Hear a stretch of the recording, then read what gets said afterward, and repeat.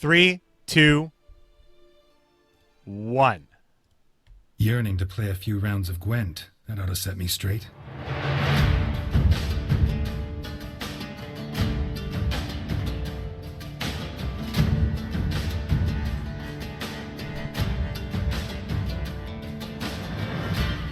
Welcome to Commander's Horn, episode 86. We are back here with my guest, MegaMogwai, my colleague on the Gwent Masters casting team.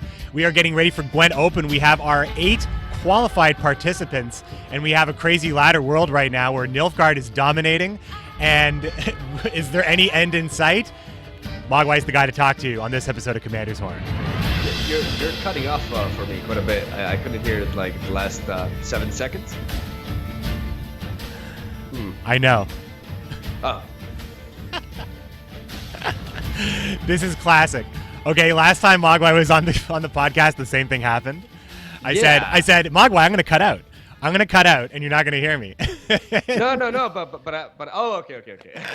And then I cut. Even the intro that you did. Okay, yeah, there. I know Delta was on that episode as well, so he's laughing it up in the chat as well. He remembers.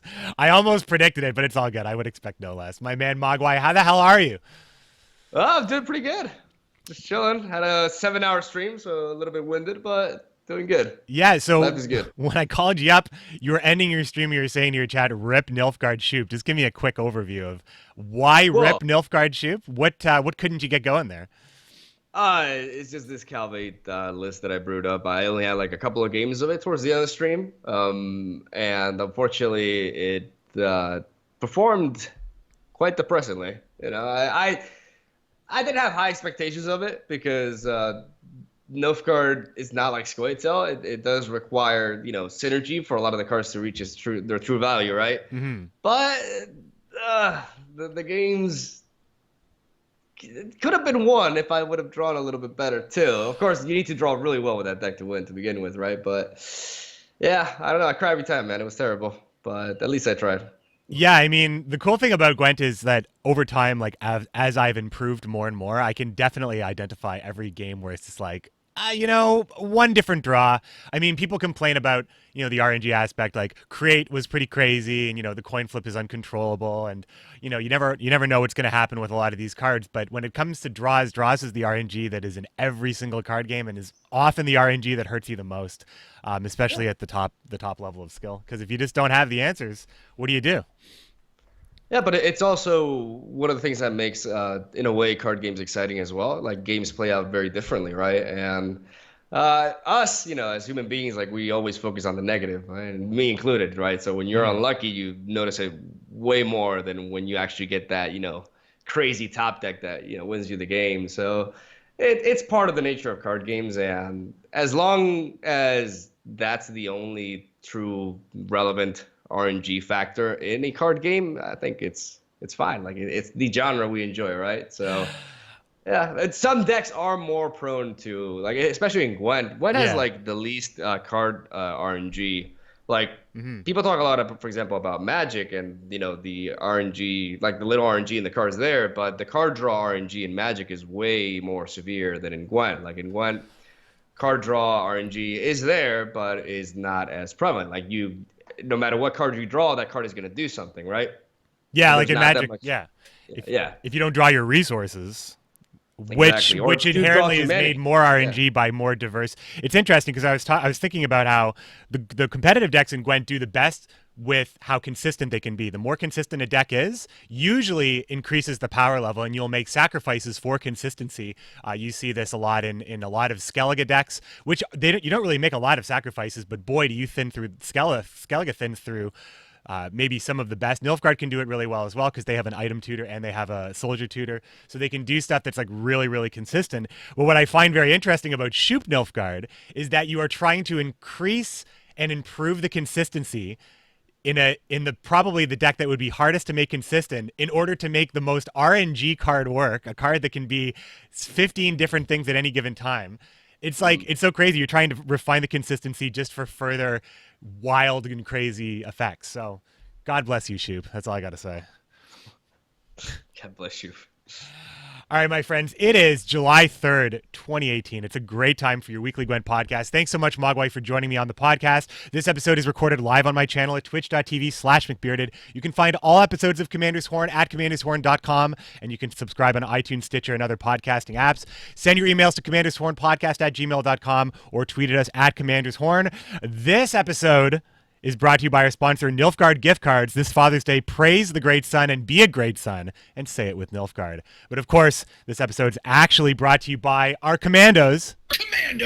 Our patrons at patreon.com/commandershorn. Thanks for keeping the mics on and the podcast ad-free. Mogwai, we have some stuff to talk about. Gwent Open is on its way again after that kind of hiatus month that we have in between the long opens and between the pro season turnover. So I want to talk to you about that, and I want to talk to you about the top six. I want to talk to you about the qualifiers, and I want to talk to you about maybe the tournament landscape right after this short break.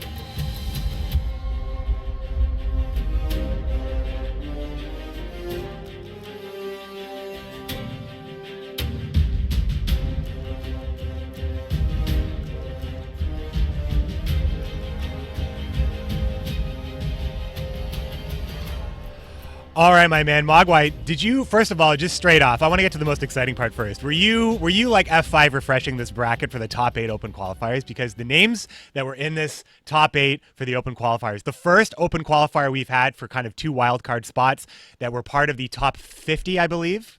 I believe that's correct. They played a Swiss. The top 100, right? The top 100. They played a big 100. Swiss, and then they did a top 8 over this last weekend. And it was pretty exciting as far as refreshing browser pages goes.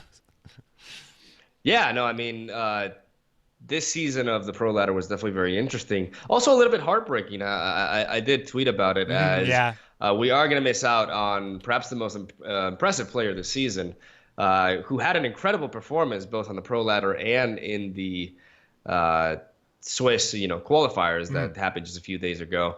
And that is Gwent Town. Gwent Town had, out of the top 20, I believe only him and Smell had less than 1,000 games.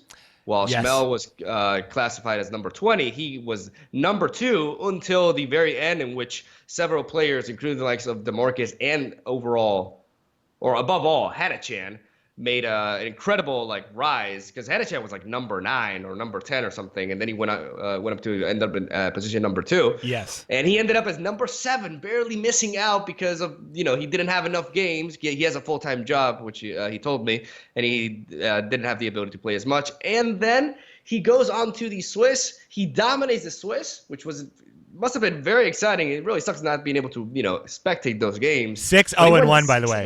Yeah, 6-0-1. The only player to not lose in the Swiss bracket, moves on to the top 8, and then he faces, he has a pretty, must have been a devastating loss in the quarterfinals, but it was double elimination, right? Yeah. So he loses in the quarterfinals 3-1.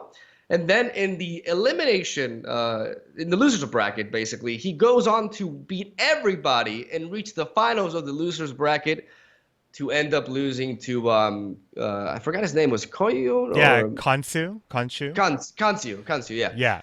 Hard to pronounce. 3-2 and barely misses out. And I think it's heartbreaking, as DeMarcus was saying, because I believe they are teammates, or at least they've trained together. I know Andy, who was the most recent Gwent Open winner, who managed to beat Tilbot in the finals, had very high things to say about Gwent Town. He holds him in high regard as a player, and I've known of Gwent Town ever since I started playing Gwent in the closed beta. He was around back then, and he was really good.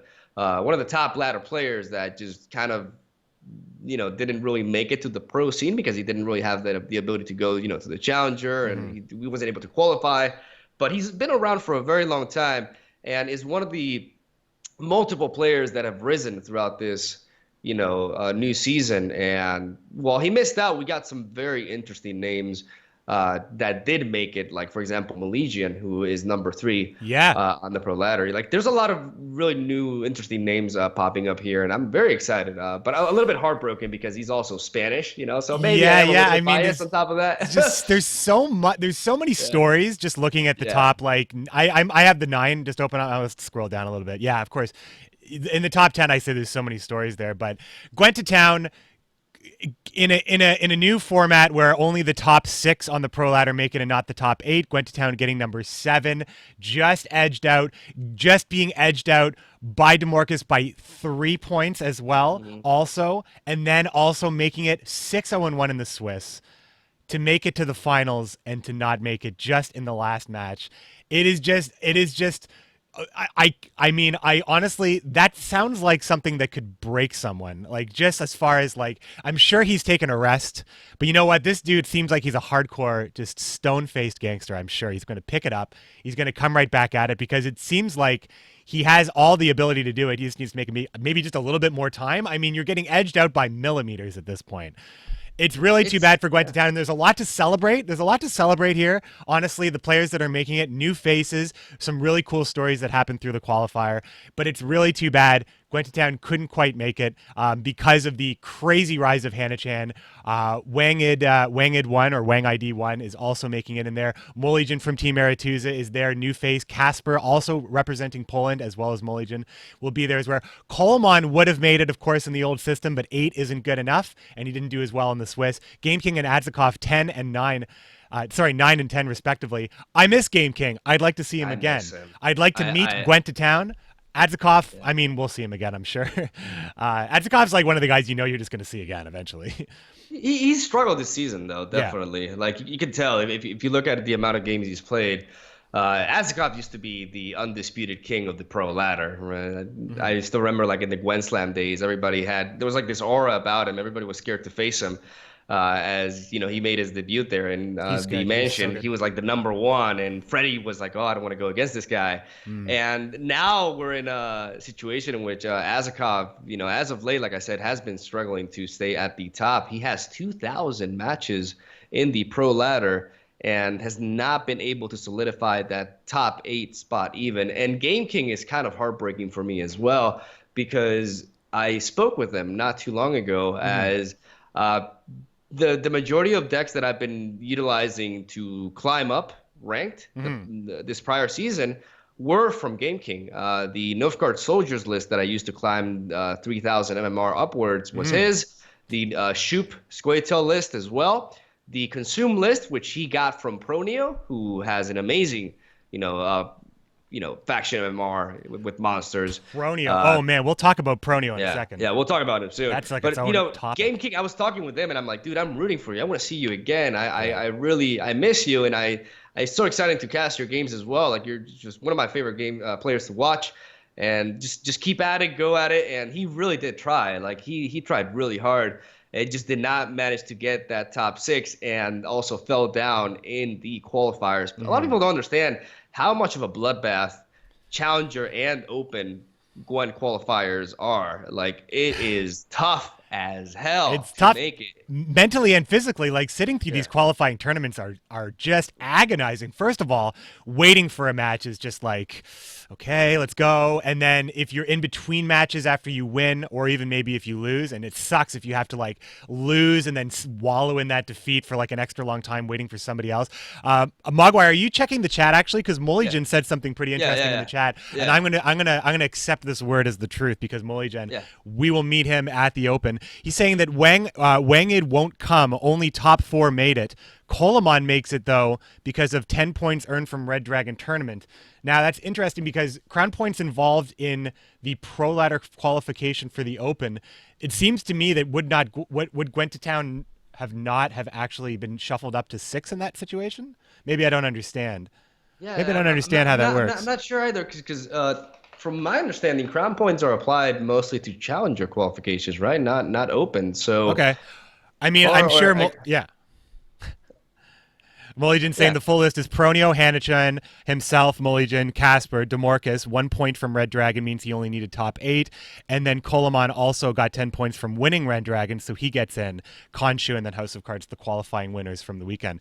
So that is just a little bit of extra information, I think, about the licensed tournaments, the Red Dragon tournament, that is, the licensed tournaments that maybe I wasn't super clear with, because I thought that the Crown Points, those were involved in Challenger. The market says that Crown Points within a season are applied to Open qualification. So I do remember Game King telling me this, though. I do remember Game King saying that because of the Red Dragon tournament, Coleman didn't necessarily need top six to make it into the tournament. He did tell me this when I was speaking with him like about a week ago. So it's not like I've heard this before. So Okay, so it's looking like it was just the top four that really truly needed to get that top four spot to get in there, since DeMarcus and Koloman being that close just meant that they were going to make it at that point, and then Wang it couldn't come, and but Koloman being pushed up put Gwent to Town dead. So just one more trial that Gwent to Town had to go through there, just being edged out a little bit by another small factor. Otherwise, one day we will meet this. And Gwent to Town, like you said, beta player, old guard. Gwent to Town, one of the best Gwent pun names since Gwent Stefani. I would like to say Gwent to Town is just a great moniker to go by. It definitely shows you are a specialist, focusing on Gwent only, or perhaps towns. But I think that it would be great to meet him one day. And I've actually never spoken with him. It's great that you have spoken with him as well, though. So, there's at least someone's getting in touch with him as far from the Masters crew. But it's good. It's going to be a good show. But let's talk about Pronio here. So Pronio did some godlike things in this particular qualification period. For Nilfgaard, Scoia'tael, and Monsters, he achieved an over 1,500 FMMR rating. Scoia'tael actually currently on peak, which means I guess that's the last thing he did. But he played I can't imagine, like, how little would he have to lose to not, basically he must have rode these, he must have lost a little bit at the start and then just ridden these peaks to the top. 1513 for Nilfgaard, 1503 Scoia'tael, 1504 Monsters. Untouchable, just untouchable. I mean, what do you have to say about this? Pronio is just proving time and time again that he is a perennial fantastic Gwent player, and he's just always going to be around. Easily deserved number one spot on the pro ladder. Those three scores on Nilfgaard, Scoia'tael, and Monsters are actually absurd, considering he has, without counting Gwent to Town, in the top 8, and even going beyond that, like out of pretty much everybody, but barring Smell and Gwent to Town, in the top 20, Pronio has the least amount of games played in the pro ladder, and yet has managed to achieve these ridiculous scores. With Skellige being the only taint in his armor right there, was still being a very high score, to mention. But his monsters list really, that's the ranking that really impressed me the most. As looking at the rest of the players at their scores in the top 20, a lot of them were struggling. It has improved, but the last time I looked at this, a lot of them were struggling getting that monsters MMR up there. I don't think people are, especially like the high-level pro players, are enjoying Death Wish or relying on it as much. I know a lot of them are going to consume, and Pronio just blasted everybody away with his consume variant, which does run Weave's Incantation, which at first, I remember talking with Game King, I was like, I don't understand this. Yeah, I'm like, I don't, doesn't this break? This seems like unreliable. But then it's like that tempo opening you can have with Weaves into Maelorn into Necker really patches up one of the biggest weaknesses that Consume has, and it's that low tempo opening, right, to get the Necker out, because you convert that potential 4 strength opening play into a 14 strength opening play, which is a very big deal. That also happens to thin through your deck as well. And I guess that may have been, because most Consume decks are very similar, but that may have been the one thing that really set his list apart from everybody else, and especially earlier on in the season, enabled him to get that rank, because he's had that 1500 peak for quite a bit. Pronio is known for making, he's been known for making his own style of very, very competitive decks. It's really cool because when you look back at the last Gwent Open with Fanderman was playing just one of the greediest consume lists I've ever seen in a tournament. It had Dandelion and Roach, as well as Maelorn, and that was kind of his high tempo opening. But it's greedy and it's scary because you have to run Dandelion and Roach together, because that's not only bricks but also the chance of actually drawing Roach with Dandelion is just, you basically have to count on that not happening. Weavis actually smooths that out. You don't have to make too many concessions, and you pretty much get, you play Gels, you get Weavis or Gels else in that situation. Plus you get Maelorn, plus you get the Neckers. So you get such a sturdy start. Since you're playing Weavis, you have the option of playing Morvud as well, in case you can use Weavis to you in a matchup where you can get Morvud to stop you. This is just a list that I happen to have on my client, so I don't know if it's anything that Pronio is running. Too. But it's I actually use more of it too, but yeah. I have realized it has a weakness, and that is against Skellige, you kind of empower their Heim, which is a problem. True. Yeah, I mean, that's the thing about Skellige. I mean, there's a lot of decks that empower that card. I hate that card sometimes. Just seems to break so easily, though, for me. I guess, it's also a matter of the player, right? And I guess I'm not as disciplined as Pronio with consume monsters, which I have been enjoying lately, but it's not as simple of a deck to pilot as people think it is. There's a lot of decision making with monsters, and especially like knowing exactly what kind of round 3 you want. It can be very interesting. But the biggest challenge that deck has and always will have is the opening hand, getting access to Necker and Necker Warrior, and potentially Vran Warrior as well. Because even if you do have Necker and Necker Warrior, missing out on Vran Warrior is also a pretty big deal. And of course, it's a very powerful ladder deck because you're not going to be teching specifically against it on the ladder. But is it as reliable in tournaments? We have seen it become a liability before. Yeah, it's so off and on. Like you see when you see it work in tournaments, like do you remember, I think the biggest display of Consume's absolute disgusting power was when Adzikov got something like a 5 battering ram Henselt out, and it still wasn't enough to defeat JJ's Neckers. And it was something like his last play was something like almost 60 points, and it still wasn't enough. But I think the Consume is always seeing tweaks. I find it strange that a deck that feels like the strategy and like the play style has been refined over so many patches. It's been changed so little over time. Like some cool cards have been added. Brewis Ritual was added in. I don't know if you run Phoenix in your version. I personally love Phoenix with Neckers. I think that Phoenix Necker is like, I play non-greeting. Like all my Consume lists that I personally play don't play Necker Warrior. I play like different variations of stuff like Swarmy stuff, some Behemoths, some Harpies, but I still have 3 Neckers in the deck, and I still try to end with Phoenix, Slizzard, and the Forktail Necker. That's a very different approach. So good. It's just tempo Consume. I love it. And I've been like, it's still like one of my favorite decks to date was, the Swarm variant that Freddy brought. Freddy, exactly. Very close to that. Awesome. Drought goes in my deck sometimes, really strong. Yeah. Most definitely. Something also to point out is that Malijan just mentioned this in the chat. Yeah. Which also threw me off is the fact that Pronio was also running a spy. Like, I'm no Consume expert, but I don't like the fact that it bricks your Althor's double cross into Necker Warrior. So I personally changed it for more of it, but again, he's the guy who got 1,500. So who am I to say anything, right?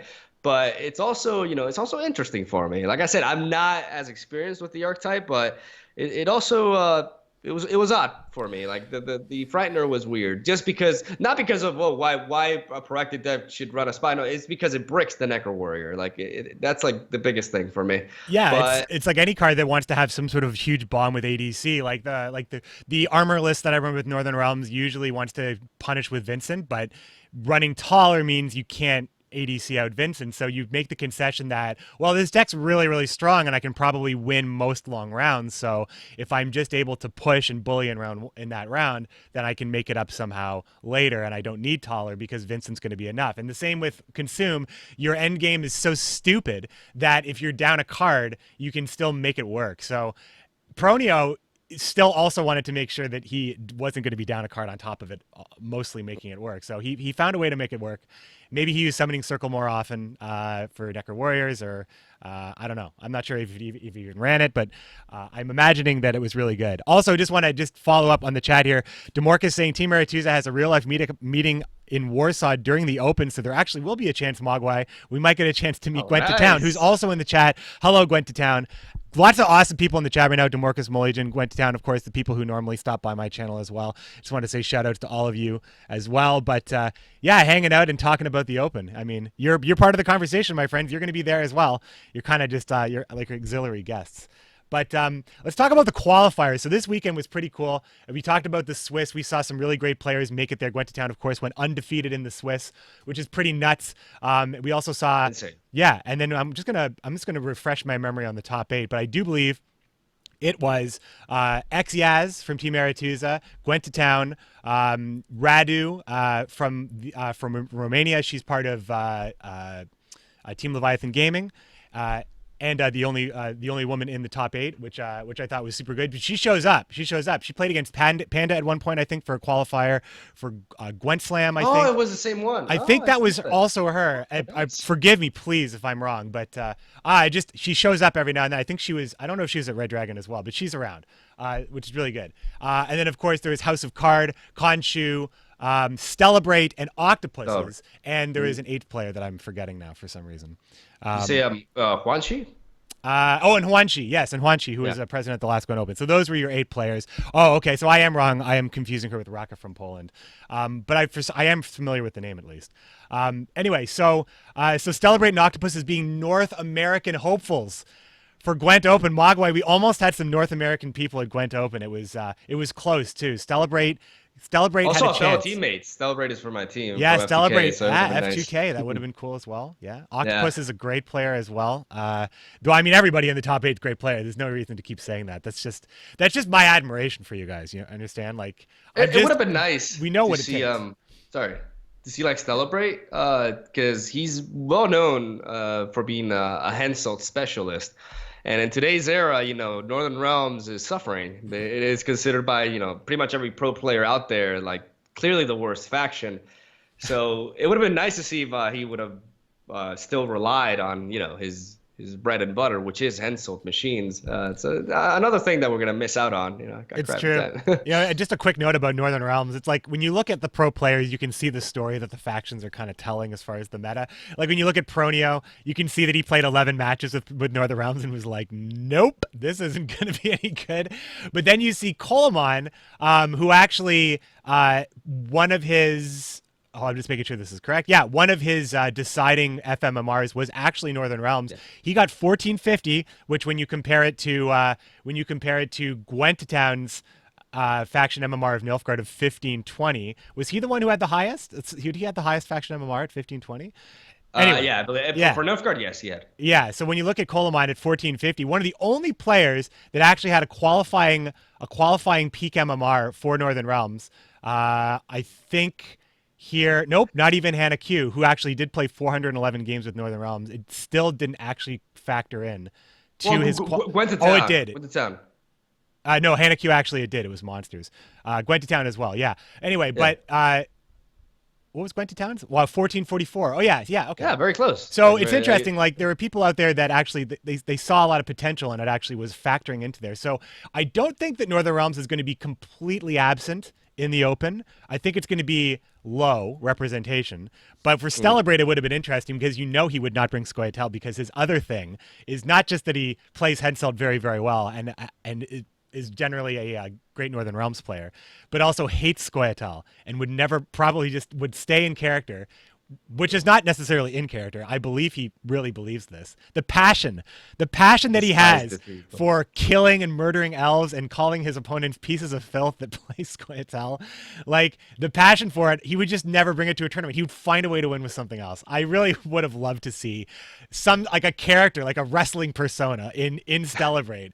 Tailbot's the closest thing we have to like that kind of persona, I think. Speaking of Tailbot, I actually hung out around one of his streams about a week ago, and I asked him his opinion regarding the meta and such. And I asked him about Northern Realms. I was fine because I was personally finding some success with Anivia's. I know you played that list as well. I enjoyed it. Yeah, the armor Vincent list, Thick Boy Vincent, a very, very fun deck. Vincent to Vincent. Yep. With very nice burst, which I enjoyed very much. But I was also like I was very curious about Coleman's Foltest list in particular as well. And I asked Tailbot, what his opinion was and if he would expect any sort of Northern Realms in the next Gwent Open. And he told me that, as you said, it's going to be very underrepresented, but he said, and I quote him, that he thinks, it sucks, but he also thinks that not everybody's going to resort to, and I quote, monsters because they won't want to rely on consume, and they probably have realized already that Death Wish sucks. Does it? Does it suck? I mean, we're Well, talking about pro ladder stuff, so the god himself said this. So I have not played Death Wish in a long time, so I can't really say. Uh, I'm playing more Consume because I'm still expecting, even though it's not a, like, I'm just gonna say it's not a deck that I would bring myself because of how vulnerable it is to tech. we've seen it. We've seen it brick. So we've seen it we've seen some of the most gruesome matches based around Consume in competitive play. Like just from between Shaggy drawing all 3 crones in one game, and between Colomine instantly conceding, being targeted, or I think at some point somebody just conceded because they didn't draw the neckers. Like you just see some of the most one-sided sad moments in competitive play with But when Consume. it goes, When it goes, when it gets the train going, like Yuki, she just doesn't stop it. Like I played, like I said, a lot of Consume lately. I've been doing okay with it. I'm maintaining above 50% win rate, but I am messing up. Some games I just get screwed, but other games I still don't sequence as best as. It's not about sequencing. It's about resource management with that deck a lot. You know, like knowing exactly how the last round is going to play out. If they're really pressuring you, it's not always easy.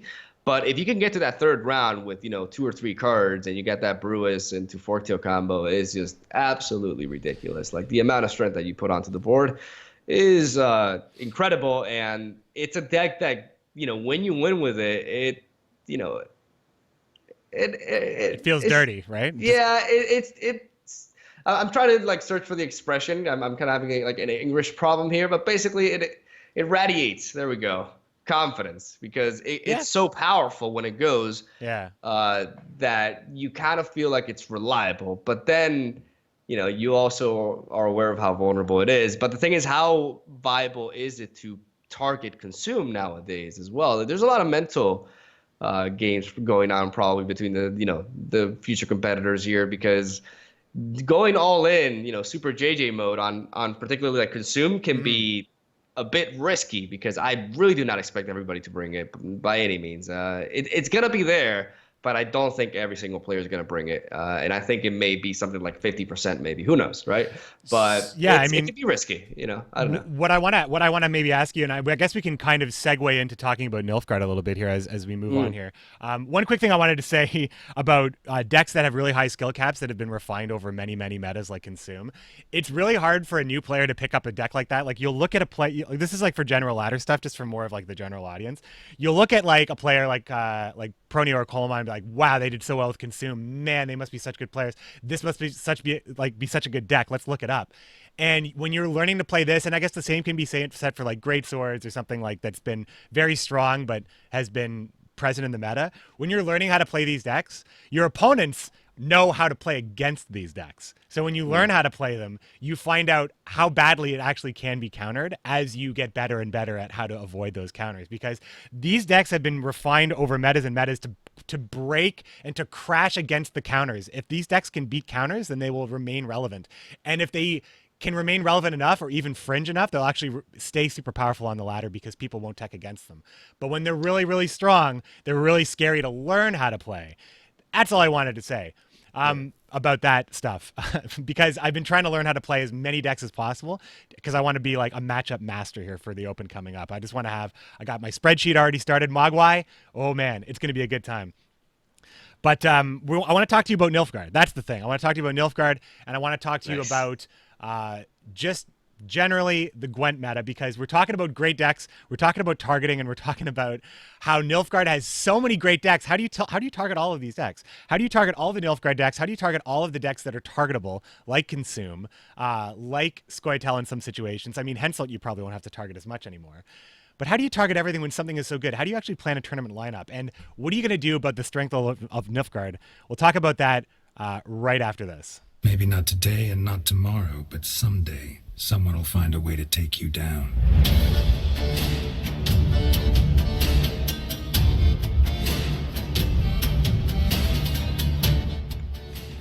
So, Nilfgaard, how many viable factions would you say Nilfgaard has for just the ladder? Let's see, we got Soldiers, we got Hand Buff, we have Reveal, we have Alchemy, of course, Alchemy. And then we have some fringe stuff. I've been trying Siri Dash. It's kind of like Siri Dash Slave Driver, where you are playing Slave Driver to use Siri Dash's removal and then bring it back up with Peter, Mandrake, maybe Mardro and Novice. And then you have Stefan Skellen and Royal Decree, and you just knock it out with some crazy finishing play where you have like a 25, 26, 27 point Siri Dash. Anyway, but we're talking about really competitive stuff. That sounds dank as hell. It's super awesome. I want to play it later today. With that sort of deck, but hopefully you're finding success with it because it sounds fun. I am not, but I'm learning. It's good, but man, it's like a totally different way to play. I'm learning. Yeah. You can play it pretty well, I think, but I'm playing it badly. But you can play it well. I'm gonna be. See, I'm talking about. I want to play the big matchups. Mogwai, here's my curse as a caster. I want to know about the best competitive matchups all the time, and that's all I want to do. But at the same time, I just want to build weird brews. That's why, just as a quick side note, I gravitate, maybe I play Magic a little bit because I can brew all I want and just have fun there, and I don't have to follow like super competitive stuff there. And with Gwent, I feel like if I'm not doing the super competitive stuff, I'm missing out on my own knowledge. But man, making a Siri Dash work, there's nothing finer, my friend. There's nothing finer. No, I can share that sentiment. Like, it can be rough, especially if you're a streamer, and you want to entertain people and such. You want to build, cool, funky decks. Like I had this deck that I've been having a lot of fun with, a Skellige deck actually, with King Bran and the Demon Smugglers. It's called Papa Raider. Basically, what you do is you Mandrake a Clown on Clay Raider, and then you buff it with a Shieldsmith, and then you build up for a short round 3 in which you utilize both Ceres, which is very easy to proc with that sort of deck because you're constantly returning your Raiders to your deck, and then you're playing the and resurrecting the Warmongers. But then you build up for a very powerful, ridiculous actually, Madman Lugos, which can be 38 points. Even Lugos needs to come back, man. It's been too long without my boy Lugos. What is it? Lugos Raider, man, buffing. When I have meme days where I just want to play like really crazy stuff, but like buffing a Raider up and smuggling it back in with the Demon Smuggler and then using Lugos at the end. Oh man, I love just getting highlight games with that kind of stuff. But that's the thing. Yeah, that's the thing. Like, it's, you want to do that stuff, but at the same time, I've noticed that in past casts myself, I, like, for example, in the most recent tournament, I maybe missed out on some key tier 1 knowledge because of putting that aside, right? And as a caster, you kind of, that's what I've been doing. Like, I've taken a bit of a different approach this past season. I actually went pretty try hard. I wanted to kind of like make a statement mostly for myself, but also, a bit for others as well. I was like, hey, I know how to play this game. I do have knowledge of Gwent, and if I actually try at it, I can perform, and I can make sure that you guys are getting a proper cast when the time comes, right? And I kind of wanted to prove that, and I went more try hard with it. I played in the low ladder I played Sabbath. With Swim's list, which actually that'll get it done probably. Yeah, it's a little, that's a stompy deck. It's like exactly. There's ladder stomps out there, and I think Reveal of Old has been a ladder stomp deck, but I think Reveal of New is actually a little bit more interesting. And I wanted to talk to you about that because you played a lot of Nilfgaard as well, and you did your biggest push, I believe, with Reveal Nilfgaard. Is that right? Okay, so talk to me about this deck here. This is a deck that I played quite a bit of as well. I had a great time playing this list. Is this a list that you came up with? Did you get inspiration for this list? I'm going to put it on the screen here in just a second while you tell me. Yeah, I built this deck myself about a week and a half ago. On the weekend, I basically sat down. I was like, because I was returning to streaming Gwent, and I wanted to. I really enjoyed the Nilfgaard Soldiers list that I was playing from Game King. Like I said, I utilized that deck list to reach from 3,000 MMR to like 3,800 or something. So I did some good climbing there with it. But at the same time, while that archetype is very strong and definitely, in my opinion, tier 1, and we can definitely see it in high-level competition, it is also vulnerable in regular ladder because of its lack of reactiveness. It's a very proactive deck. And I missed playing the sort of Nilfgaard that resembles Spies. A Nilfgaard that enables me to check what my opponent is doing, control. And what I love about Reveal is that mixture of tempo and control. We all know what Reveal's biggest weakness is, and that is round 3. That's where they struggle the most. As round 3 is where your Fire Scorpions, lose value as, you've already gotten the juice out of them. And finding the right length for a round 3 for Reveal is a very difficult task to make. But I felt like I sat down and I kind of like, I had done some intensive climbing, right? Up until 3,800, all the way from I was rank 7 at first. So I did a lot of climbing, and I was thinking, how can I make this deck work in the current meta, considering what we're facing? We're facing a lot of great swords. We're facing a lot of Squatel Shoop. I'm running into some Northern Realms here and there, but mainly those 2 decks were the most that I was seeing. Great Swords and Brewer Squatel Shoop. So I thought, a lot of these decks, especially Great Swords, are still vulnerable to Villain. So it's not a new approach, right? Utilizing Reveal with Villain. But something that I felt like that happened a lot with Reveal was that a lot of times you wanted that extra kick off of your Fire Scorpions and just missed out on it. And that's where I thought about adding the 1 copy of Master of Disguise, which was initially 2 at first. I overdid it. Then I corrected it later down the line. But that 1 copy of Master of Disguise and the 1 copy of Vikavaro Medic, and eventually as I moved on and I tweaked the list and I added the Rygef into the Manganel, is really what makes the deck, I feel, work on a very consistent level. Because a lot of people fall prey to Manganel. Manganel is very tempting as a card because if it sticks on the board, it can just blow out your opponent. The problem is it never does, because at a certain level, everybody's playing Ida, everybody's playing Vettermaker, especially with, a lot of great swords running around. There's a lot of zapping. Yeah. So, but I'm still a huge fan of Rygef onto 1 Mangonel, and I think that really does make a difference with the deck. And a lot of people still ask me on stream, why do you keep this Mangonel? It gets answered 3 out of 4 times. I'm like, I don't care. A lot of times I want this trade. If I'm facing Scoia'tael and I play Rygef and I pull the Mangonel out of my deck and I hit something for 2 damage, if they Ida onto it and zap it, I have 3 strength tempo gain over them because my Rygef is 1 strength bigger and my Mangonel allocated 2 of his strength points onto an opponent's unit randomly, right? Now, did you save the Mangonel at any given time, or did you play it as soon as possible? Because I found that I found the same thing. It's just it's getting removed all the time. It thins, that's great. And when it sticks, it's also super strong. But and as you said, it's a good trade. But at the same time, it depends on the matchup. It depends on the matchup. Like for example, I hold on to it a lot. I try to find the right time. I mean, the trickiest thing with Manganel is playing it against Alchemy Nilfgaard, which is arguably one of the worst matchups, if not the worst matchup for the deck. But I have had a lot of games against Alchemy Nilfgaard in which I got my Mangonel in round 1. I was on red, of course, because otherwise I'd right pass against them.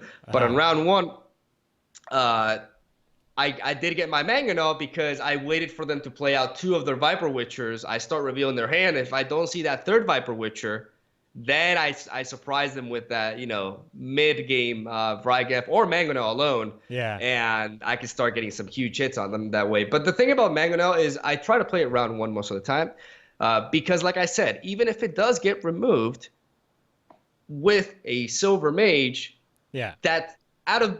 we both played a card that turn.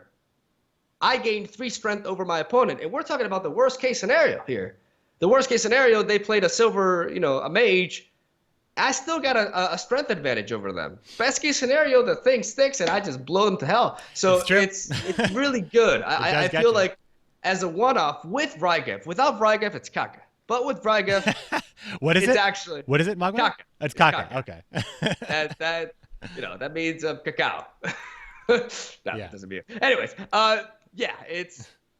Let's stay PG-13 here. Okay, so just real quick before you keep going, I just wanted, just for the audio listeners, I mean, I put the link in the chat. I'm not able to put it on. I can't get my Gwent capture at the moment, but the list is Morvar and Voorhees is the leader, and I will correct me if you've made any changes since that I've put this list in. But it's your gold cards are Vatir, Villain Trettenmirth, Stefan Skellen, Dandelion Poet. The silvers are Cantarella, Assire, Henry, Merc Tabraka to groom the board for Villain Trettenmirth, Vrygef to pull that Manganel, and Roach because Roach. And then you have 3 Alchemists, 3 Fire Scorpions, 3 Derlan Soldados, 3 Imperial Golems, and then 1 of Master of Disguise, Manganel, and a single Vicovaro Medic.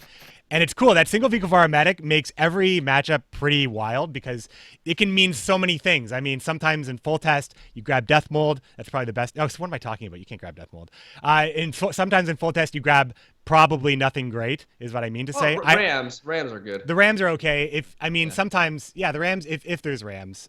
Sometimes the machines are but generally, though, the Vico represents a pretty high threat. The Master of Disguise definitely gets you that reload. I had a game, in fact, I think the YouTube video I made of me playing this deck had a guy that was basically BMing me with one of his last cards because 2 of my Darylin Foot Soldiers were exposed. And he's like, I win this game unless you have a Master of Disguise, because I had already played Henry. He's like, there's no way you can win this. But of course, I had a Master of Disguise. I cycled those 2 cards and I beat him by like 20 points because I turned those cards into more points. So it saved my life in the mirror where my own cards were revealed. So, I mean, the Master of Disguise makes a difference. It makes a difference because, man, but Vatcher with the Fire Scorpions is so strong because you can play that early. You don't have to worry about drawing into Golems because you just reveal your Fire Scorpions, get the extra damage, plus you get the reveals, plus you get the Golems anyway. Vatcher is just so damn strong early on and late and all the time. I just think that this deck has a lot of potential here. And but I just don't know, like, what do you do when you know you're playing against this deck? Like, is this more competitive than before, or is this still ladder stomp? What do you think, honestly, Mogwai? I personally, others may disagree with me, but I think it's competitive. Like today, I went with it on the pro ladder, and I went undefeated. I had an undefeated streak with it. I streamed with it for like almost 3 hours, 2 hours and a half. Undefeated on the pro ladder for 3 hours? Yeah, today with it. Yeah. For 2 hours and 2 hours and 30 minutes or something. I don't know how many games it was, but I had a really good run. I think I went like 8-0, 7-0, 8-0, something like that. That's good. I'm not saying the deck is perfect by any means, but it's competitive. You're just saying you're perfect. Of course, I'm the emperor. No, but yeah, right. But like, because it's all about the metagame. Like, great swords are very punished by it because the way I approach great swords is I bait them to take round 1. So that because then they have to 2-0 me because I have Assire and I have a Vicovaro Medic. Mm-hmm. So with a combination of Villain Trentonmirth and Vicovaro Medic, they can't 2-0 me because Villain stops that. And then I get a Vico early on in round 3 alongside Assire, and I just shut down their game. And it actually has a very high win rate against great swords. Like, I've only lost a few games against them. And on top of that, because of the prevalence of Squatel Shoop, because that deck doesn't snowball due to its lack of, synergy between its bronzes, it's just like a lot of like point slamming in a way and building up for the right moment to play Shoop. Reveal is very vulnerable and is weakest against decks that snowball. Like, for example, Axemen, if I can't control them, especially with weather, since I don't run Vanhamar myself, other decks that can really pile up that, those points and can kind of like snowball out of it. Shoop doesn't really do that. Like, Squatel doesn't really do that too well. So because of the current metagame that we have, even against Consume, I found really good success because I'm able to ping down those Neckers early on and then out-tempo the hell out of them round 1, get either some nasty card advantage on them or win round 1 against them, and then set up Villain for round 3, push him really hard round 2. So it's a deck that just honestly like works very, very well for me. It's also really good against full test because early on the Fire Scorpions are very anti-meta in a lot of different ways. They shoot down this Blue Stripe Scouts. I find like the deck, like I said, it still struggles. Playing Villain is tricky. Against Squatel, I tend to like to play Villain in round 1 or 2 better than round 3, and round 3 is not good because it's generally not going to find home. So it has some tricky things, but it's capable of so many like high tempo plays, and it's been working really well for me. It does struggle against Alchemy though. Alchemy is a nuisance, especially if you lose the coin flip against them. It's very tough. If they are a good Alchemy player, you're kind of screwed because Viper Witchers just shut down not only the Manganel, which doesn't really matter too much, but it also shuts down your Villain. And they just disperse their units. They don't really care about control much. because they're just like, thinning the deck with the Manganels and slapping the Viper Witchers. So it's just a matchup in which you get outpaced at a certain point. You initially you keep up with them and you're actually ahead of them, but then comes the point in the match in which you reveal and you run out of steam, like every reveal deck out there, right? So how funny is it right now that there's like a circle of Nilfgaard counters? Like Soldiers is a good matchup for Alchemy is a good matchup for Soldiers. Reveal is a good matchup for Alchemy. Hand buff is a good match, or this is a good hand matchup. buff gets obliterated. I want to talk to you about this. Yeah. Because I did not have the pleasure, believe it or not. I played about 30 games. 30 games with this deck. I didn't come up against any hand buff. I found a lot of them yesterday, but I didn't come up with any of them today. Or not today, sorry, when I was playing this deck. But how satisfying is it? Because this deck was running Henry, which actually turns the revealed unit around, the one that powers all the spotters. Doesn't shut down the shields, but it shuts down the spotters. Also, just really quick, when you're able to flip around a Blue Stripe Scout with Henry against full test, it's so satisfying because they can't use that Blue Stripe Scout anymore. And plus, you can kill all the other Blue Stripe Scouts. Just really good matchup for a full test generally. But how satisfying is it when you flip around that?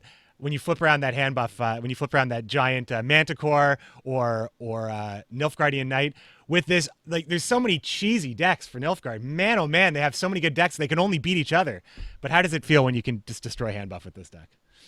It feels glorious. It's actually funny because it's thanks to that matchup that I managed to reach the top 25 of the ranked ladder last season. I faced this player Saber. And I ran into him quite a lot, and I managed to win every single time because I always would get him with that reveal because he apparently he's the creator of that deck or at least one of the pioneers with it. At least that's what my chat told me. And the hand buff, yeah, and I just if it wasn't Henry or Master of Disguise doing it for me, it was Villain Treachermouth. I can't pronounce it properly. Big Gold Dragon did great. You'll get it one day, Mogwai. You'll get it one day. Line up. It's so powerful. Like if you have a solid Scorch effect, and you're also able to disrupt, their spotters as well. It's a very favorable matchup for you, and it's very, you have to mess it up quite a bit to lose it, which is nice. It's nice to have those easy matchups as well, right? Especially with such a prevalent deck. There's a lot of it right now, especially early laddering. I've seen a lot of hand buff. So this would be a nice pick for it. Mogwai, what do you think? I have two more questions for you. The first question is, what do you think is going to be the most prevalent Nilfgaard archetype found in Gwent Open number 7? Gwent number 7? Yeah. 6. Number 6. That's a good question. I think it's going to be between Alchemy and Soldiers. I think even though I would advocate for Reveal, but I'm biased, right? But I think Alchemy is definitely still very strong. And honestly, like if I was going into this event, like it would probably be the deck that I would aim to ban because I think we all know. I mean, the kind of Nilfgaard bans are going to be. Oh man, they're going to be. Yeah, they're going to be everywhere. Very prevalent. Assire is insane right now. That card. Oh god, let's talk about that card. I hate this card right now. I like her because I've always loved Assire, but I gotta admit she's pretty damn strong right now. I mean, like the thing about like using Assire to put Barkley back in the deck so Hattori is bricked, like stuff like that. That I feel like is pretty fine because that's what she's always done. But I feel like she's always done her best work when she's been helping you by putting stuff back into your deck that you can execute later. Like in the days of old with the Spies, you'd tuck back in that giant Nausicaa Brigade and you'd throw it out again and re-strengthen it, and it was so good. Or you put you put Roach back in the deck, or you buff Roach, the days of thick Roach. But now she's turned heel, and now she's putting the undoomed Spies back in decks, which is the most BS. You're not going to change my mind, man. It's the fucking worst. Sorry to swear, I hate it. I agree. I think everybody can agree that's you had one, so I'll have one myself. It's pretty bullshit, but at the same time, I think that's an issue with the Spies. I think it is. This should just be 100%. I guess I've seen a lot of people, even my fellow Crokies, as a quite the love relationship with Assire. He absolutely adores that card. Just check his Twitter and you can see how he's. He had a great tweet. 2 words. One of them was Assire, and the other word started with an F. Yeah. Yeah. But I think it's just the doomed spies being like the spies not being doomed being the issue here. I think graveyard interaction is completely fine, and I don't. I don't know. I don't think removing that aspect, that's what Nilfgaard is known for as well, right? I mean, it's annoying. It's definitely especially if you're playing like monster decks and Skellige, like Assire can really punish you. But at the same time, Assire does require good timing to be played. But it is true that the Cantarella play with Assire, it doesn't really require much skill at all, nor timing either, and it's just kind of it's extremely strong, and it's very disruptive, especially because it's so good against so many things. Like any deck that utilizes Altar's Double Cross, and the Nilfgaard Mirror is so powerful. And also again, Northern Realms, like Assire alone just denies Dijkstra. Dijkstra, like, Stennis sometimes. Yeah. Oh no, not Stennis. Stennis wouldn't pull it, I don't think. But specifically Dijkstra and Alzur's Double Cross. It's okay. So way back in the day, I used to play a little game called League of Legends, and one of the developers for League of Legends coined a term called anti-fun, and you may have heard this term. This term anti-fun used a lot in many games where a player is describing something overpowered, or maybe describing an aspect in which they're not having fun with, and they're calling it anti-fun, which is not really the way anti-fun is supposed to be defined. The way anti-fun has always been defined, at least from a League of Legends standpoint, was something like mana drain. When you're able to execute it, you feel whatever, but for your opponent, it feels absolutely terrible because you're taking something away from your opponent that it doesn't really matter to you anyway. So Assire, when you put the spy back into your opponent's deck, it doesn't even really matter if it screws with them or not. The other thing that Assire is putting back into your deck is likely more important, or the other thing that you're putting back in their deck, like a Blue Stripes Commando or something, might actually be more impactful. So it may or may not work, but it's an obvious choice to do that with Assire because you cover your bases with so many cards. So if it doesn't work for you, you're probably still going to do well anyway because Assire is already a strong card and you're already playing a great faction in Nilfgaard. But when you do completely brick one of their cards for your opponent, it feels terrible. And it is the purest anti-fun example I've ever seen in card games. That's all I got to say. Yeah, I mean, maybe I am a little bit... I guess I may be a little bit deplorable, but I do find some satisfaction in. It's bad. I know it's bad, but I do have some fun in disrupting my opponent with. Yeah. Maybe when I play this card, I do it too. Like, right? Yeah, like I'm a degenerate with this card too. I completely acknowledge that it's a little bit BS, yeah. And you kind of got to play it like that because it's just you're trying to play the most. You're not just going to say, "Well, I'm a good guy, so I'm not going to play Assire like that." But you still would play Assire anyway because she's still so good anyway. So you'd still play her. It's just like, you have this moral checkbox, like, "Am I doing it?" But you have to, and a lot of times there's just no other better option.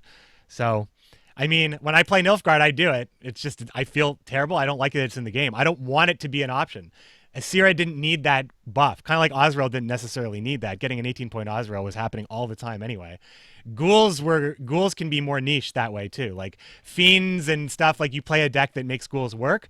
You don't just play a ghoul and just know it's going to work because everyone's playing spies. Like that's the difference between a card that should have flavor and a card that's just like, I need to play it because the numbers are the biggest. That's how hand buff feels too. I need to play it because the numbers are the biggest. It's not interesting to me.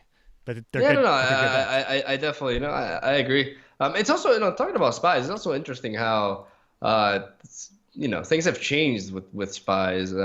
Now, I've seen a lot of high-level players say that they're not really good unless you're able to tutor them. So a lot of factions are actually like opting not to play them. Obviously, we know Skellige and Nilfgaard always are playing.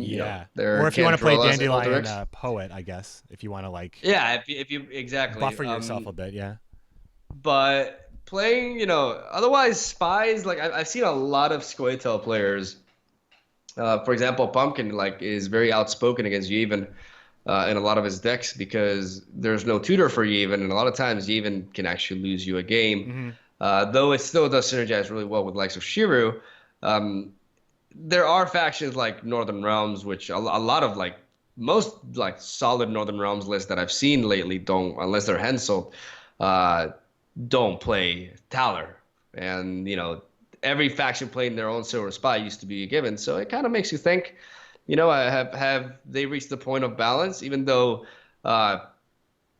it is true to point out that they're definitely not balanced when it comes to the likes of Skellige. Like the Heim into Scowl Uldric play is kind of absurd. Yeah, Rainfarn's been doing it for a while, but Heim into Scowl is if you're building your deck to be consistent like that. But sometimes you just don't.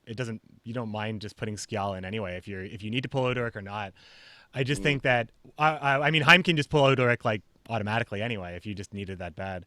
But yeah, Spies. I mean, ultimately, these are arguments and discussions that are going to mean nothing, I suppose, because the future of Gwent we know is probably not going to contain card advantage Spies. I certainly hope disloyal units are still big because Nilfgaard has a really cool archetype, and there are some cool cards that are disloyal, like Iris. Like just think about like all the cool bronzes that Nilfgaard has, Joachim de Vet. The way Iris works, the way Dijkstra works. Like there's really cool ways to make disloyal cards that don't have to draw you a card, because that is like the ultimate advantage you can have in Gwent. It's like the very best thing. If it draws you a card, you're very interested in finding out how to break it. So I feel like the entirety of Gwent's history has been kind of about that with Spies. How do I break them? How do I break the meta? It warps everything. It warps everything to the point where if it was a card like in another format of another game, you'd consider banning them because of how warping they are to the game. So that's just the way it is. But they're very Gwenty, right? Having Spies, very Gwenty.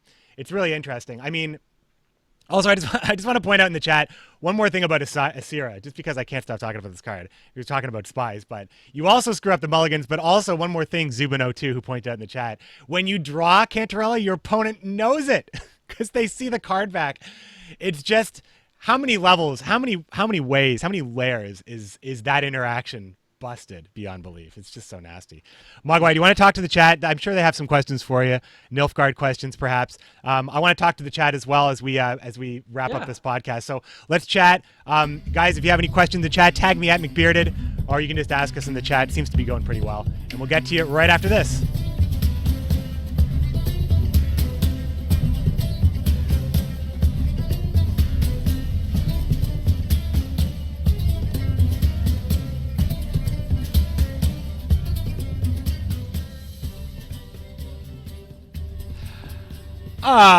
Once again, we are supported by our commandos. Our patrons at patreon.com/commandershorn. Thanks very much for your support. As always, my friends, it is great to have your support. And we're going to have some more extended interviews coming for you starting this week. So thanks again for keeping the podcast ad-free. Some questions from the chat. Darwing36 is saying, hey, guys, it's cool that you're talking. I'm sure we already talked about this. But Sabbath and new Scorch removal decks, it's just not fun when there's Alchemy just wiping out your board and you can't do anything. I think we're just talking about the oppressiveness about Alchemy and engines, maybe. I think that's kind of where that's coming from. So, I think that the meta for Gwent's pretty good right now in that there's really strong control decks, really strong engine decks, and really strong tempo decks. I think like you can look at Alchemy, Great Swords, and I don't know, like Soldiers as a good example of all of those things, I suppose, respectively. But how do you feel about Alchemy in general? Do you think that it's oppressive anymore? Do you think that the meta has evolved that where Alchemy is, as far as the ladder is concerned, maybe not the best pick anymore? Well, it's funny because Darkwing, wants his Sabbath to work, right? But at the same time, a lot of people are complaining about the nature of a card like Imler's Sabbath, as if you don't answer it, it kind of has the potential of just snowballing and winning you the game on its own. I think it's not, at this point, it's not only Alchemy's fault, it's just the current state of the card pool that we have that really discourages heavy engine play. Like the only truly efficient engine decks that we see at this point are Skellige, because the thing with Skellige is that they can resurrect their engines. The Great Sword deck is the best example of an engine deck, right? The thing that makes Great Swords, different right now from, for example, Nilfgaard Spies with the Impaired Enforcers is that in Skellige, you have Priestess of Freya to resurrect your great swords, and you have Dimmed Corsairs to bring back your longships. The ability to resurrect your engines once they go down makes the deck actually, stickier and able to carry out his plan. So a lot of the way the card pool is right now, you're more encouraged to play decks that reach a lot of their full value once they hit the board, or build up value in a way that is safe from removal and converts your opponent's removal into just straight up point deduction. So I don't think it's just because of alchemy, because we're seeing a lot of decks like Squatel, which Squatel has a lot of very, very key removal tools. Not only the likes of key stuff like Ida and Ethne to recycle Ida, for example. Cleaver still seems some play here and there. There's some decks even with Elven Mercer and Althor's Thunder and Sage. Like, there is a lot of tools. Panther and Shoop decks. Yeah, Panther. Like, there's a lot of really good cards. Elven Swordmaster as well. Like, there's just a lot of good control options and not enough resilient engines to kind of attribute that. And I think it goes beyond alchemy. But I do believe Viper Witcher is part of the problem. But I also think we're in a much better place than we were months back, for sure. Yeah, I think so. I think that alchemy is it's kind of calmed down a little bit. Slave Driver may have actually been the thing, but I mean, I felt like alchemy was just using that because it was like the best bronze that you could put in there. But I mean, like one of the reasons why I like Full Test right now is that you can actually build resilient engines and you have a lot of removal because you can run Death Mold, maybe Vader Maker. You have Selkirk as well. You have Kira that doubles as an armor giver and a removal as well. You just have, and like, you have a lot of cool options, I think, with like Full Test. So that's one of the reasons why I like Full Test. Lots of questions in the chat, Mogwai. Let's get started here. M Cyan, sorry, hold on a second. 19 Stasic 97 wants to know if Venendal Elite is worth including or if it's absolute bannable cancer. I think that's probably extreme. People have some real love-hate with Venendal Elite. Where that card comes and goes. I mean, I feel like if Reveal is taking off, I guess maybe the question is, you must have tried it, right? You must have tried it in one of your one-up slots. It's bad? What makes it so bad? It's unreliable. The problem with Venendal Elite, especially like in the current variants and because of the current metagame that we have, a lot of times you don't want to take the strength off your spy. Like, the strength in Cantrella enables you to bypass Scorches. Yep. And it also enables your villain Treadmirth to, get value. It acts as a shield in a way.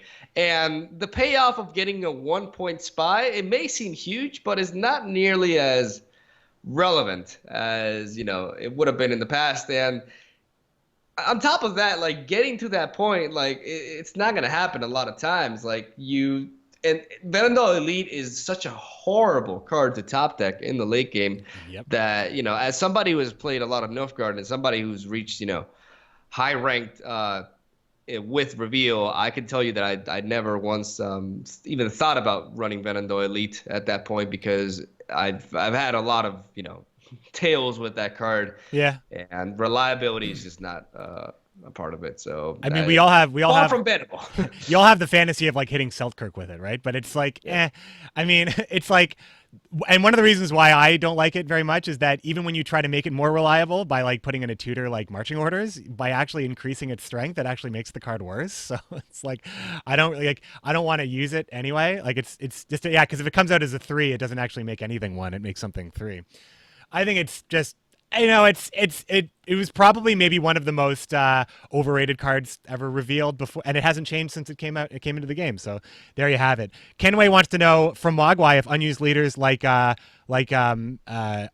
and Ada and Philavandrel, if we'll make any effort to be competitive or if they're going to suffer for months to come. I mean, I think that this is the game we have until Homecoming, and any future differences are going to be so wildly different that this is probably just the way it's stuck for now. Personally, I think that's the way it is. I get a lot of requests for me to play specifically Iced. Why Iced? Because it's one of the least used leaders, right? And that's always, in all card games, the least popular choices are always the most requested, right? And I can speak for that because I've always I have this little hipster wannabe inside me, and I always want to be, Yeah. different. And I don't like playing what everybody else is playing, so I can completely understand that. But the problem with cards like Iced and Philovendrel, I've seen Pumpkin do some cool stuff with him, even though it's, like I said, more memey because of the fact that it's a create leader. With Iced, it's not. Iced is like, a Skellige version of Eridan. The problem with Iced is that, at least what I've experienced with him, as I've tried it multiple times, is that no matter what I want to do with it, because you can do several things with Iced. You can go Axemen, you can go Bears. So you could go like Veterans, and you can use them to get another 2-star Bear Master. Like Yeah. yeah. So it's regardless of what you do with them, the other leaders do it better. Herald is way more impactful in an Axemen deck. Croc is so Crate good. Yeah. is so good in a Veterans deck. So you're left with a leader that's just overshadowed in every single possibility by his, younger brothers. I'm going to say older brothers, but he's quite old in the lore, I know. He was like King Bran's older brother, I believe. So, yeah, unfortunately, he gets overshadowed, and that's just what it is. He's not a bad leader per se. It's just that the other options are better. So he's kind of doomed to not see much play. It's like, imagine playing Radovid in a meta where you never had to lock anything. It's like, okay, I'm just going to play a 14-point leader. It's like, is it even that good? But one thing that S does do that is like the thing about S is that he doesn't do anything that another leader wouldn't do, like kind of already and better potentially. Like, but the thing about what he can do is he can create a Twisark Skirmisher in a deck where you didn't want to actually put it in the bronze slot, but you still needed one to use to like maybe make some crazy play.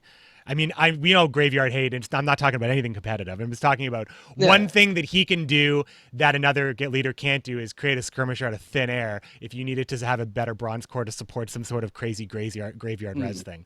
But, I mean, if you were doing that, maybe you'd be trying to make Queen's Guards work in the first place if you wanted to do crazy graveyard stuff.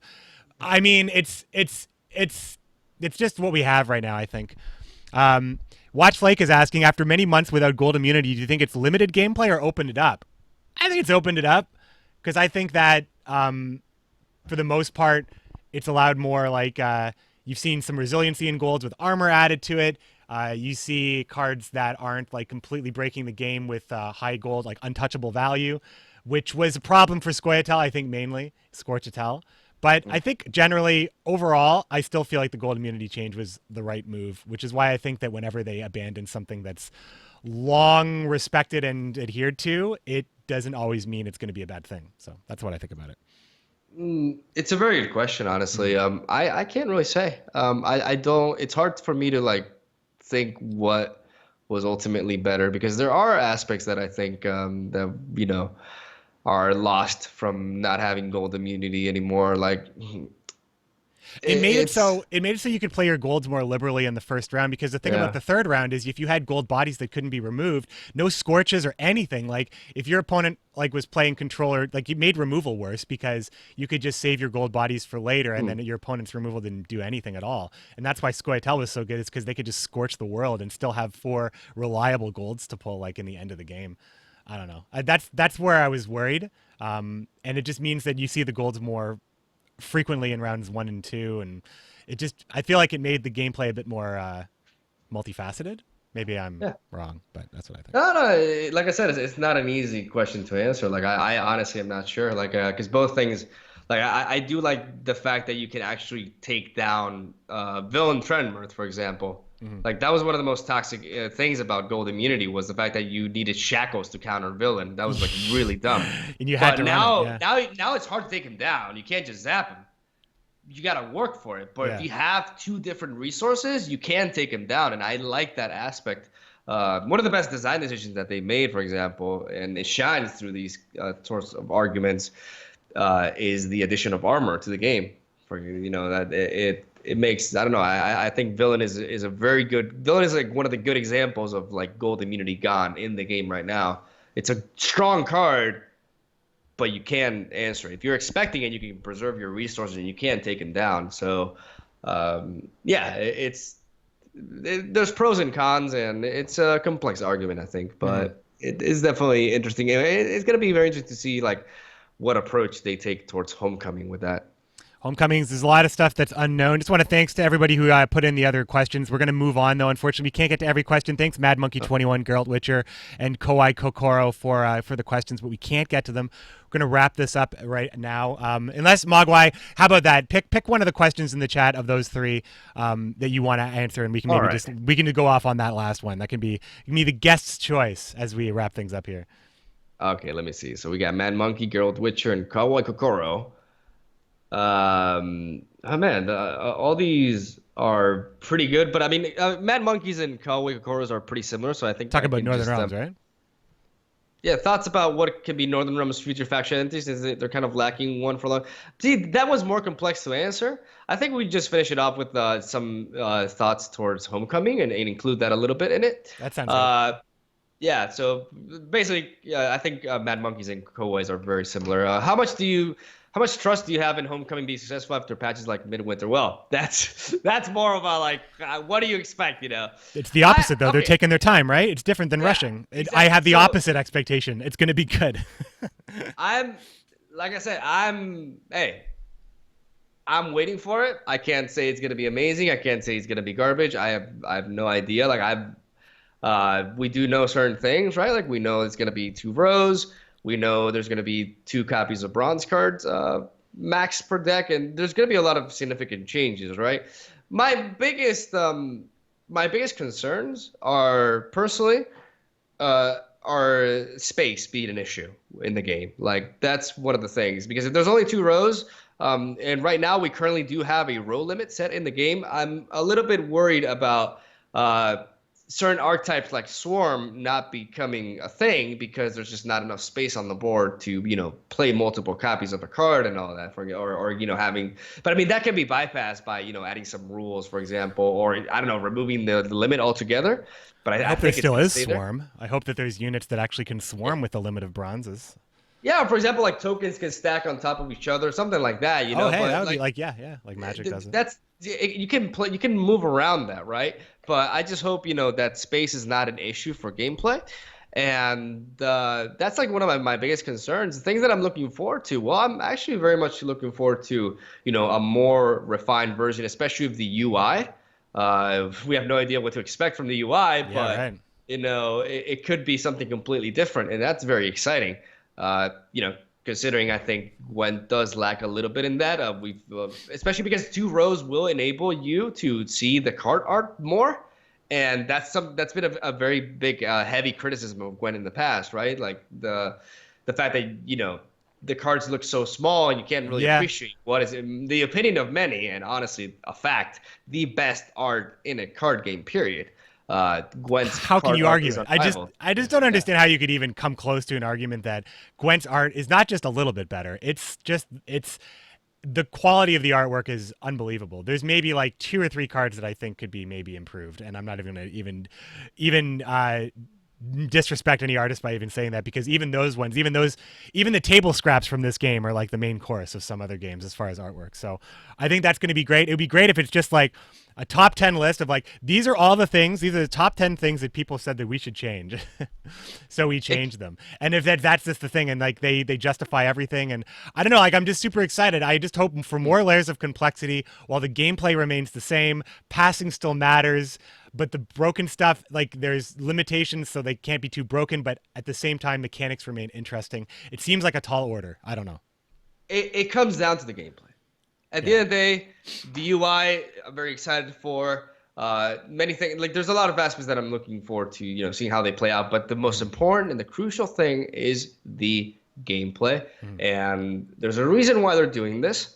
They believe the game can play out better, and I'm ever since it was announced, I was very excited for Homecoming personally, because I think it's a decision that took a lot of determination to make. Guts. Guts, exactly. It speaks a lot for CDPR, and it's gonna come down to that though, like the gameplay. We need good, entertaining gameplay that also doesn't become stale through time. We need cards with interesting, ongoing, complex effects, and we need, games to be able to feel diverse when it comes to how they play out. And like I said, my biggest concern is space, but that is something that can definitely be, you can definitely fix that. And we'll see how it all pans out. But I'm particularly excited about it, and I'm open-minded, and I'm definitely gonna be looking forward to it when homecoming comes. Oh, yeah. How far away are we? Like 3 months? Yeah, I mean, we know that there's going to be an Open in October. I think that was announced. I think that was announced in the updated dates, but I imagine it's going to be probably mid to end October. I think so. So where are we at now? We're at the very, very beginning of July. So all of July, all of August, all of September. So like 3.5 months. So we're just we're almost halfway there, but we're gonna get some news in July, so that's gonna be pretty cool. There's lots to look forward to. Obviously, Mogwai, you and I are both gonna be there, front row, testing out stuff. Maybe we'll get to see. Maybe we'll get to preview some stuff. Who knows? Who knows? We obviously wouldn't be able to talk about it, of course. But Mogwai, it's been a pleasure. Thanks so much for joining me on the podcast today. Mogwai, where can people find you out there on Twitch, on Twitter, when you're doing your thing? Well, I stream on Twitch 6 days a week from Tuesday to Sunday, and I stream Gwent 4 out of those 6 days from 12 p.m. CEST to 7 p.m. CEST at twitch.tv/MegaMogwai, but the Mogwai is with a 0 instead of an O because I forgot the password from my original account and I had to remake it a long time ago. So that's honestly what happened. It's kind of embarrassing, but yeah, it's that. And I'm also on Twitter at MegaMogwai, and thank you for watching. But that's not a 0. No, but that's not a 0. I didn't forget the password for that one yet. Yeah. And man, I appreciate you for having me. This is really fun. I always enjoy talking about Nilfgaard, and I'm excited. As much as you are, I think, for the next Gwent Open. It's going to be fun. Oh, it's going to be a good time. It's going to be good to get together. Stay on the line with me just for a little bit, for a second here. I'm just going to wrap up the podcast here, though. But thanks, everybody, for joining. Thanks so much. Thanks so much for everybody in the chat, for everybody. And, of course, thanks just for your ongoing support for my content and for the podcast and all of that stuff. I will be back on stream very soon. Follow me at McBeardCH for updates there. You can find me on Twitter at McBearded. And, of course, I posted this on YouTube as well as other deck guides and such at McBeard on YouTube. Thanks for joining us today. Until next time, this is McBeard for Mogwai. Have a great week. Stay cool and best of luck on the path.